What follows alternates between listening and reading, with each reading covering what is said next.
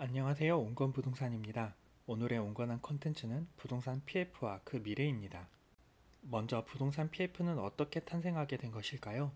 그리고 부동산 PF는 무엇일까요? 부동산 PF는 민간투자 사업이란 이름으로 불리워졌습니다.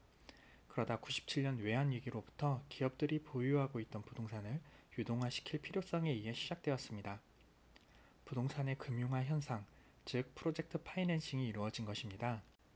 PF는 부동산 개발 사업의 새로운 자금 조달 방법으로 활용되었습니다. 사전적인 의미는 투자 대상이 되는 사업으로부터 발생하는 현금으로 상환하는 투자금융입니다. 그러나 우리나라에서는 의미가 달라졌습니다. 우리나라는 도급계약을 맺고 시공사의 신용을 담보로 하여 최대한의 투자 실패를 회피하는 부채금융의 특성을 띠고 있습니다.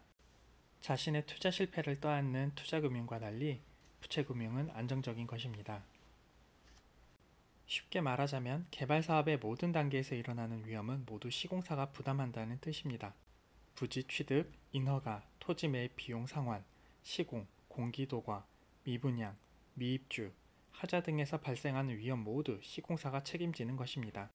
그렇다면 왜 이런 구조가 되었을까요? 첫째, 부동산 불패신화. 97년 외환위기 이후 안정성과 수익성을 찾는 자금이 규제가 덜한 부동산에 몰리면서 부동산 가격 상승이 이루어졌기 때문입니다. 둘째, 도급의 형태.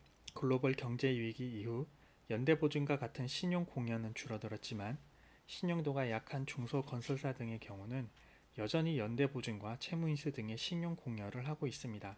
은행권, 신탁사, 분양자, 증권사, 신해ing사 등이 복잡하게 얽혀있게 되었습니다. 그리고 금융권에서 신용 보증을 해준다 해도 신용등급 하락 시 면책되는 구조라고 합니다. 그래서 어느 한 곳에서 자금이 경색되어 버리면 도미노처럼 무너지게 된다는 것입니다. 셋째, 건설사업의 특성. 수주를 해야 하고 다른 회사와 과다하게 경쟁해야 하는 현실에서 건설사들은 생존을 위해 위험한 줄 알면서도 PF에 과다한 신용을 제공하고 있습니다. 첫째 이유와도 맞물리는데 어차피 부동산 가격은 상승하기 때문에 무리한 레버리지를 이용해서라도 사업을 하게 되는 것입니다. 그럼 지금 얼마나 위험한 걸까요? 자극적인 기사와 제목을 남발하는 미디어에서 한 발짝 벗어나 금융연구원, 부동산연구원 등 전문적인 기관에서 나온 자료들을 확인해 보았습니다. 그래서 제가 내린 결론은 PF가 부실한 건 맞지만 미디어에서 떠드는 만큼의 위험은 아니다라는 것입니다.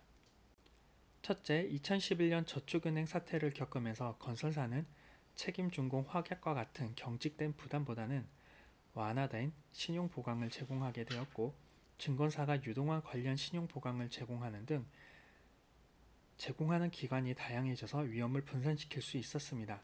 둘째, 08년 글로벌 금융위기 당시 투자 북적격 건설기업 중 회사채와 시패 비율이 40% 이상인 데 반해 지금은 19% 그리고 2% 정도라고 합니다.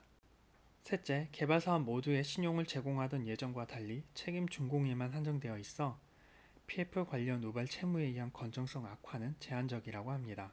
넷째, 금융당국과 채권은행이 구조조정 여부를 판단하기로 하거나 제도 개선 및 현장 감사를 시행하는 등 리스크 관리를 하고 있습니다.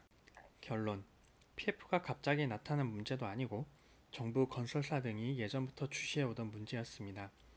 모두가 걱정하는 위험은 위험이 아니라는 말도 있지요. 금리는 더 이상 오르지 않을 거라고 보여지며 부동산 미분양도 매수세가 들어오면 하락도 멈추어 건설사의 수익성도 나아지리라 보입니다. 오히려 미분양으로 인해 주택 공급이 줄어들어 몇 년 후 가격 상승이 이루어지지 않을까 싶습니다. 감사합니다.